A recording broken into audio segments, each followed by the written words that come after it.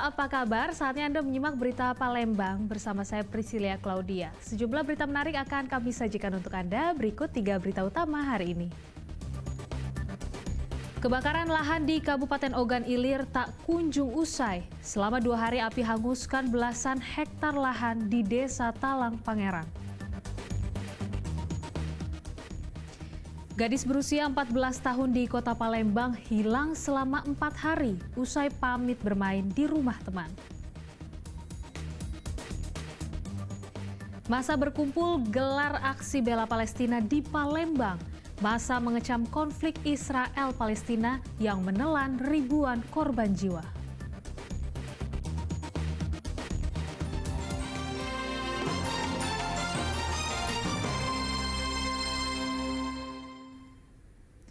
Lagi dan lagi, kebakaran lahan tak kunjung usai di Ogan Ilir. Kali ini api membakar lahan seluas belasan hektar selama 2 hari lamanya. Pemadaman dilakukan warga dengan alat seadanya karena tidak ada petugas yang datang ke lokasi kebakaran. Kobaran api membakar lahan di Desa Talang Pangeran, Kecamatan Pemulutan, Kabupaten Ogan Ilir pada Selasa siang. Cuaca panas disertai angin kencang membuat api kian membesar. Warga panik sebab api mulai mendekati pemukiman mereka. Dengan alat seadanya, warga berupaya memadamkan api. Menurut warga, kebakaran lahan sudah terjadi selama 2 hari. Namun petugas damkar maupun Satgas Karhutlah yang ditunggu warga tak kunjung datang.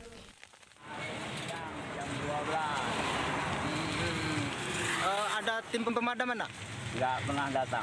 Nggak pernah datang. Sampai hari ini Pak ya? Sampai hari ini nggak datang. Diperkirakan penyebab api dari mana Pak? Masuk dari arah hutan Palembang. Dari lahan warga lah. Yang terbakar ini lahan apa? Merembet ke sini Pak ya? Yang terbakar ini lahan apa Pak? Ini lahan warga juga. Lahan kosong Pak ya? Lahan kosong. Diperkirakan luas lahan yang terbakar di wilayah ini mencapai belasan hektar. Akibat kebakaran lahan ini, asap pekat kembali menyelimuti jalan lintas Sumatera sehingga mengganggu arus lalu lintas. Didi Ruansyah melaporkan dari Ogan Ilir. Sampai Selasa pagi, kabut asap masih menyelimuti Kota Palembang. Pekatnya kabut asap membuat jarak pandang di jalanan Kota Palembang mengganggu pengendara. Buruknya udara juga mengancam kesehatan warga.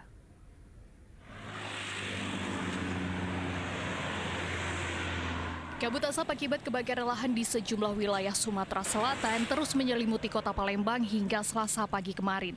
Pekatnya kabut asap membuat jarak pandang sangat terbatas. Udara Kota Palembang pun kini kembali ke level tidak sehat.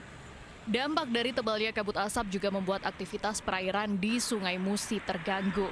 Akibatnya sejumlah kapal dan perahu tradisional menunda keberangkatan sampai kabut asap menipis. Sudah hampir 2 bulan kabut asap terus menyelimuti Kota Palembang. Ini kan penapasan yang saru yuk. Palingnya pagi-pagi kan kita sambil nyapu itu sambil rasanya mana mata pedih mana tenggorokan sakit. Iya. Rasa mata pedihnya rasanya. Sejak kapan Bu asap itu? Asap tebal ini? Asap ini? Iya. Sejak yang ini dari bulan 10. Oh iya. Karena buruknya udara Kota Palembang, warga diimbau untuk selalu memakai masker saat berada di luar ruangan. Pasalnya sisa partikel kebakaran yang berterbangan dapat mengancam kesehatan warga. Didi Ruansyah melaporkan dari Kota Palembang. Masih terkait kabut asap, kali ini pemerintah Kota Palembang kembali memundurkan jam masuk sekolah. Langkah ini dilakukan agar para siswa terhindar dari penyakit saluran pernafasan akut atau ISPA. Para siswa juga diwajibkan untuk selalu memakai masker. Kabut asap pekat terus menyelimuti Kota Palembang hingga Senin pagi. Tebalnya kabut asap membuat kualitas udara Kota Palembang kembali ke level tidak sehat. Menyikapi situasi ini, pemerintah Kota Palembang kembali memundurkan jam masuk sekolah dari pukul 6.40 menjadi pukul 9 pagi. Langkah ini dilakukan untuk menunggu kabut asap menipis, namun aturan tersebut tidak berlaku di sejumlah sekolah, salah satunya SD Negeri 211 Palembang. Pihak sekolah SDN 211 Palembang mengatakan ada dua informasi berbeda yang diterimanya.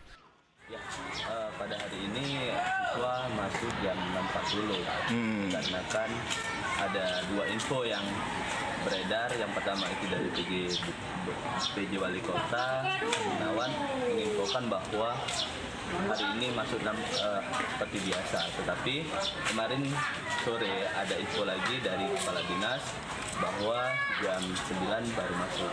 Jadi ada dua informasi sehingga kepala sekolah belum mengetahui informasi yang selanjutnya.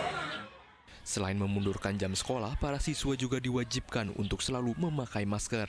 Hal ini dilakukan untuk mencegah penyakit saluran pernafasan akut atau ISPA. Dedi Irwansyah melaporkan dari Kota Palembang. Bermaksud menegur pria yang hendak menabraknya, seorang pria justru menjadi korban pengeroyokan di Kota Palembang. Akibatnya korban menderita luka cukup parah pada bagian kepalanya.